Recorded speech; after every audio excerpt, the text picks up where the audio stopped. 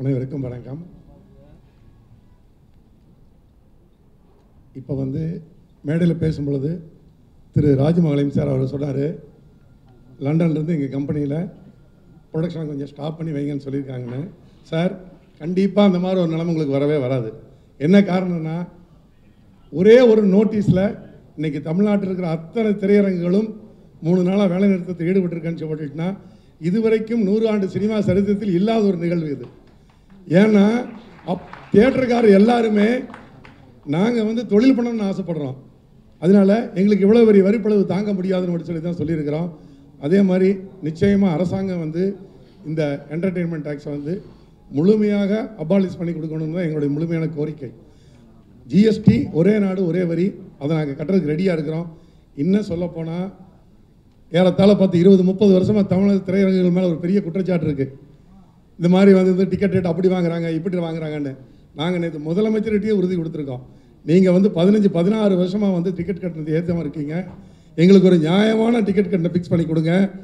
தமிழகம் முழுவதும் ஆன்லைனில் நாங்கள் டிக்கெட் கொடுக்குறோம்.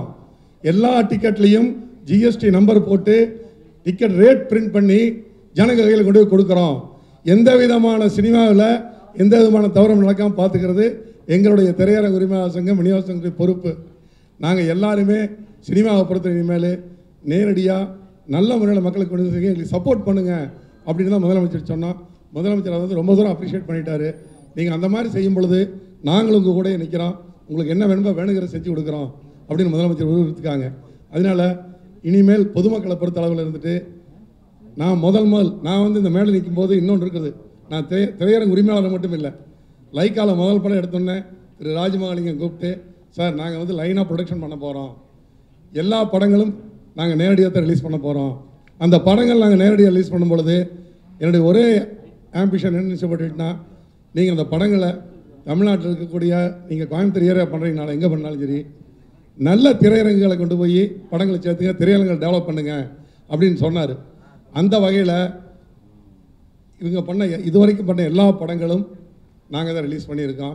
அந்த ரிலீஸ் பண்ணும் பொழுது எந்த விதமான கண்டிஷன் சொல்லாமல் நல்ல தியேட்டரை மட்டும் செலக்ட் பண்ணி படத்தை போடுங்க, அது என்ன குவாலிட்டி இருக்குதோ அந்த படம் எங்கள் பாக்கெட்டுக்கு வந்தால் போதும் அப்படின்னு ரொம்ப பெருந்தன்மையாக சொன்னாங்க. அது இன்றைக்கி வரைக்கும் தொடர்ந்துட்டு இருக்கிறாங்க. அதே மாதிரி இவ்வளோ பெரிய பிரம்மாண்டமான ப்ரொடக்ஷன் பண்ணும்பொழுது கூட எந்த விதமான ஆர்ப்பாட்டம் இல்லாமல் படத்தை முடிச்சுட்டு ரிலீஸ் டேட் 6 மாதத்துக்கு முன்னாலேயே சொல்லி, அந்த டேட்டில் சப்போஸ் வர முடியலன்னு என்ன பண்ணுறது, இன்னும் கொஞ்சம் டைம் கொடுத்துட்டான்னு சொல்லி ஜனவரி 25ன்னு சொல்லி இன்றைக்கி அறிவிச்சிருக்காங்க.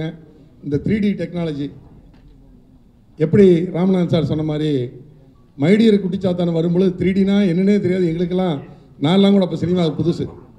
அது ஒரு மிக பிரம்மாண்டமான வசூலை கொடுத்தது. சினிமா உலகத்தில் அது வரைக்கும் இல்லாத ஒரு வசூலை அந்த படம் கொடுத்தது. எல்லா தரப்புக்கும், அந்த தயாரிப்பாளருக்காகட்டும் விநியோகஸ்தருக்காகட்டும் எல்லாம். அந்த படம் ஆக்சுவலாக பார்த்தீங்கன்னா அந்த ப்ரொடியூசர் நேரடியாக தான் வெளியிட்டார். அதே மாதிரி தான் இந்த படமும் லைக்காக அவங்களே தான் வெளியிடுறாங்க.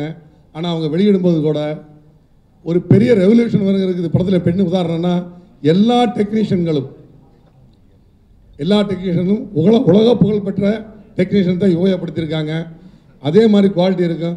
நிச்சயமாக இந்த படமும் எப்படி இன்றைக்கி உலகம் முழுவதும் நம்ம இந்தியாவை பற்றி பெருமையாக பேசுகிறதுக்கு ஒரு பாகுபலி படம் வந்ததோ, அந்த பாகுபலியுடைய சாதனையை இந்த 2.0 முறியடிக்கணும்னு ஒரு தமிழனை நான் உண்மையிலே வந்துருந்துட்டு கட்டாயம் விரும்புகிறேன். அது நடக்குன்னு நான் நம்புகிறேன்.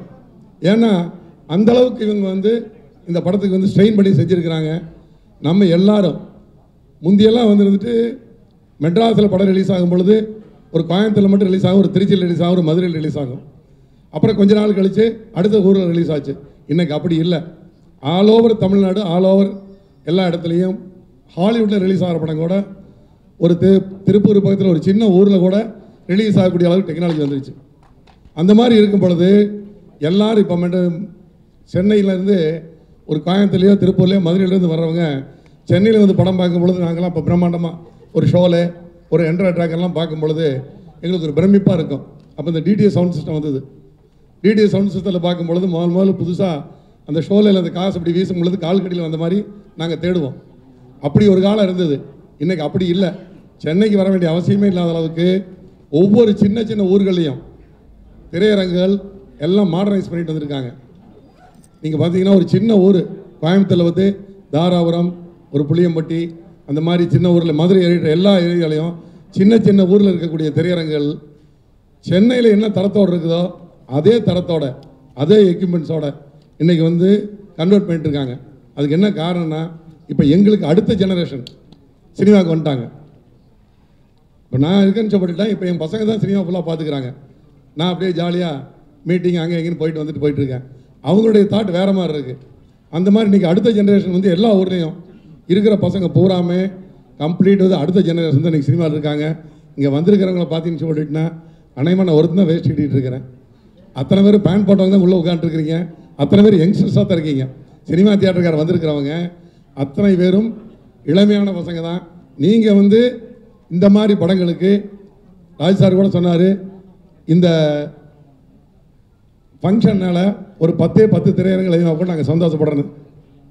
கிடையாது ராஜ் சார், நீங்கள் நினைக்கிற மாதிரி கிடையாது. நிச்சயமாக 2O வரும் பொழுது தமிழ்நாட்டில் அதிகபட்சமாக இருக்கிற 960 தியேட்டரில் குறைஞ்சபட்சம் ஒரு 300 திரையரங்குகள் வரைக்கும் கண்டிப்பாக 3D பண்ணுவாங்க. ஏன்னா எல்லாருமே இந்த படத்து மேலே ஒரு இன்ட்ரெஸ்ட் இருக்காங்க. அந்த மாதிரி திரையரங்குகள் வந்ததுக்கப்புறம் என்ன ஆரம்பிச்சு போட்டிங்கன்னா ஆட்டோமேட்டிக்காக மறுபடியும் 3D படங்கள் வர ஆரம்பிச்சிடும். இப்போ நீங்கள் டெமான்ஸ்ட்ரேஷன் சொல்ல போகிறீங்க, அந்த 3Dயில் என்னென்ன பெனிஃபிட் இருக்குது, திரையரங்குக்கார் ஏன் வந்து அது 3Dயை கன்வெர்ட் பண்ணணும் அப்படிங்கிறதெல்லாம் வந்துட்டு அதுதான் நீங்கள் இந்த மீட்டிங் போட்டிருக்கீங்க. அதையும் நாங்கள் தெரிஞ்சுட்டேன்னு சொல்லிட்டுனா நிச்சயமாக இப்போ நாங்கள் கூட வந்துருந்துட்டு 4 ஸ்க்ரீன் இருக்குது, இன்னும் 4 ஸ்க்ரீன் வேலை நடந்துகிட்ருக்கு. பசங்க சொல்லிட்டாங்க எல்லா ஸ்க்ரீனுமே 3D போடலாங்கப்பா, எல்லாமே நம்ம கொண்டு வந்துடலாம். ஏன்னா இங்கே வரக்கூடிய படங்கள் அந்த மாதிரி தான் வருது.